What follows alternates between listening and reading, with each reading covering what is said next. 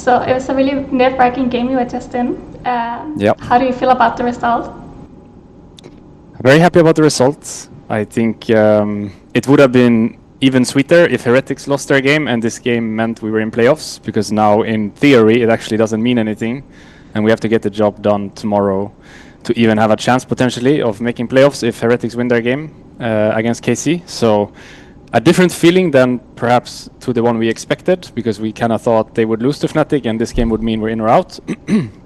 But at least happy to get the job done. I feel like we didn't have the best game. I, in particular, didn't have the best game. I think if I got to like put all of the games I played out in front of me and choose the worst one, this would have been the worst one out of the ones I've played so far on an individual level. As a team, I think we did better than definitely a few, of course, since we ended up winning, and I think we held on pretty well in the game. All things considered, we were not in a good spot, but we held on pretty well. But I think for myself, for my own game, I don't feel happy about this one, and I definitely need to like step up my game if I want to help my team more, because I think today I was not doing my 20%. I think I have to do way more than I did today to help my team win. Today we won anyway, but I shouldn't look at it like that. I should just look at like doing the most I can every day, and I think today was sadly not one of those days. What do you think about what it was in your performance that you didn't like, or what you could say? I think in terms of draft, I was kind of stuck in this position where I had to go Karma, which I don't mind. I would have preferred to play something else, because I think with the composition of Vi and Corki, some kind of playmaking would have been nice. But when they blind Nico and they banned 2 champions for it as well, I think I had no choice but to go Karma. So in terms of draft, I don't think I could have changed anything. But I think in terms of play, I did a decent job in lane, and then I noticed that Nico was roaming a lot, and I kind of wanted to do the same, but I ended up being like second on the move all the time. He would make a play, and I would try to answer, but I would be like a little bit behind on the play always, and it felt like Nico was getting good plays, and I was just too late every time. So normally, I feel like I'm better at, he's gonna make a play, I'm gonna make a play, instead of like trying to chase him around the map. But today I ended up in a situation where I was more so chasing him around the map, and I didn't feel like I got any plays done myself.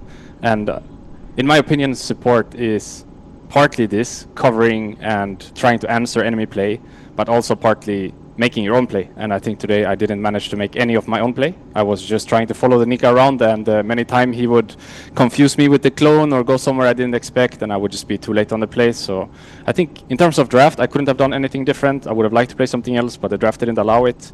But I think in terms of play, I was just getting like too stressed about him running around, and I think I should have been like more strongly vocal about what I want to do. So for example, in the early game, I want to stay with my Corki, and I want to get my Moonstone, and I want to get 5 points in E before I start team fighting. And at that time, I think I should just team up with the Ryze and try to create some pressure on the side, and then we just team fight after that as a 5-man unit. But I didn't really have like this strongly communicated in the game. I wasn't strongly vocal about this in the game, so it felt like we weren't really getting a bot lead, and we weren't really playing with Ryze on side. So yeah, just nothing being done in the game, and I think as a support that's my job, so it's my bad this game for, how would you say, the slow approach to everything. Yeah. But do you feel more prepared for tomorrow then, since it's a very important match? I think since if I once again just lay out all the games in front of me, all the games I've played, since most of them, if not all of them outside of this one, have been pretty good, I feel confident anyway, regardless of today. And I really I feel so, how would you say, proud that these are my teammates. Like, they are really good at the game, and they are able to carry me in a game like today's game where I'm not performing, and we still end up winning thanks to them. So if I just lay out all the games and I realize, okay, it's one bad game out of how many we've played, 10 maybe, and my team is really good, I should have no reason not to be confident for tomorrow. And I think it's just important I turn the page. I can feel bad about it now, and I can try to learn some things right now, rewatch the game, think twice about what I should be doing and what I shouldn't be doing, and then I need to move on. I just need to turn the page. I think, for example, a good way to do it is like today, I can feel bad about it, I can review it, I can think about it, I can fix as much as possible about it, but when I go to bed and wake up tomorrow, I need to turn the page.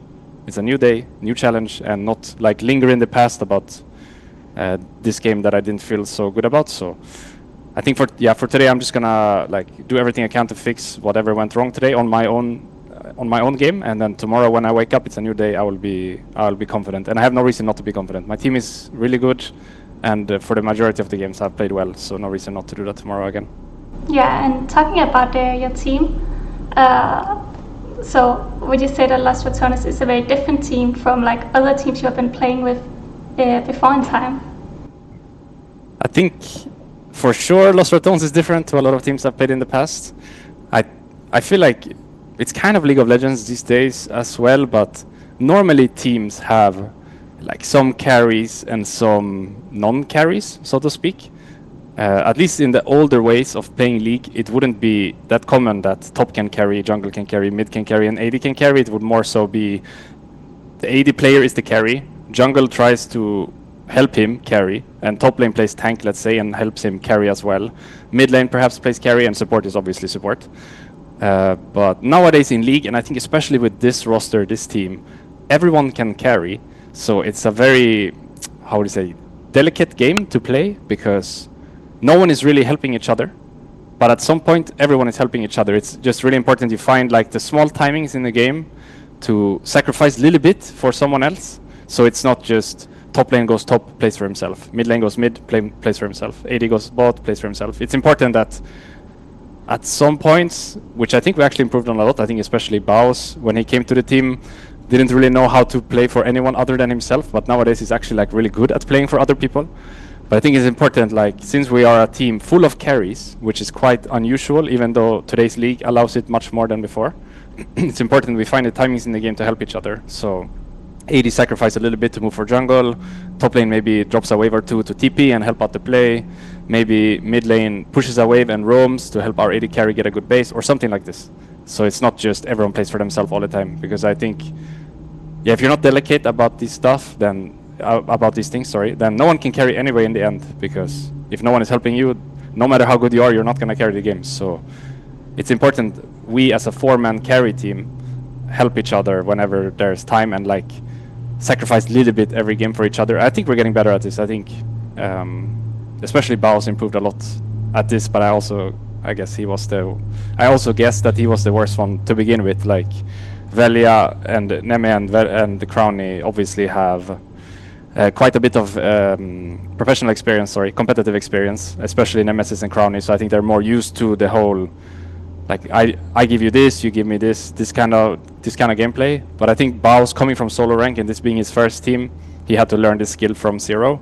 So it's more like notable his improvement in that sense. But I think him improving actually helped us a lot, because Baus is like a really, really good player. No matter what people say or might think about him, I think he's like a really insane player. So whenever we can include him in the game, I feel like the game is just way easier to play. He does some magic in these team fights for us. So it's just really nice when he's there and he's not off on a side lane. Even though some champions should be on side lane, I think it's just nice when he actually finds the timings, and the fact that he improved on this, so he can actually be a part of the team more in the game. And he's actually winning us games now. So W Baus. Yeah. I also have a very short question here in the end, and that is what your goal is for this year in Pro Play. Well, since this might be the last thing I do this year in terms of Pro Play, I'm not sure what the future holds. It's quite unclear. We are just trying to focus on them now and do everything we can in this split, because this is the only split we are participating, as far as I'm aware, and as far as all of us are aware. This is the split we are participating, and then after that is just in the unknown. It's unclear what is happening next. So if this is the only thing I do professionally this year, I want to maximize the opportunity as much as possible. I think making playoffs is already exceeding that. Of course, me as a player individually, with my past and everything I've done before, it's like unnatural to only aim for playoffs. I always think like I'm gonna go all the way to the top, and the next tournament all the way to the top. It just never ends. But coming here with the disadvantage we are at, just joining the LEC, coming from ERL, not really having the proper setup, I think we should be like really proud of ourselves already if we make playoffs. And after that, anything can happen. It's fearless, best of 3, best of 5. We have a lot of experience actually in this from last year. and we have nothing to lose. We already exceeded expectations. So I think if we make playoffs, in some sense, I will feel like we have nothing to lose, because then I think we accomplished above what we should have accomplished. But I also feel, I guess, in some sense then, that if we make playoffs and looking at the other teams, like why shouldn't we just go and win the entire thing? Or like, why shouldn't that be the goal anymore? Like, maybe we should just move the goalpost at this point. Because up until this point, it's been make playoffs. But maybe at this point, we should actually move it to winning the entire LEC. Like, maybe that should be the goal now. If we make playoffs, of course, tomorrow, it's a big day as well. But if we were to make playoffs, best of 3, best of 5 fearless, like why not move the goalpost at this point, honestly? That's very true. But thank you for doing the interview. Thank you so much. Thank you so much. Thank you. Nice to meet you. See ya.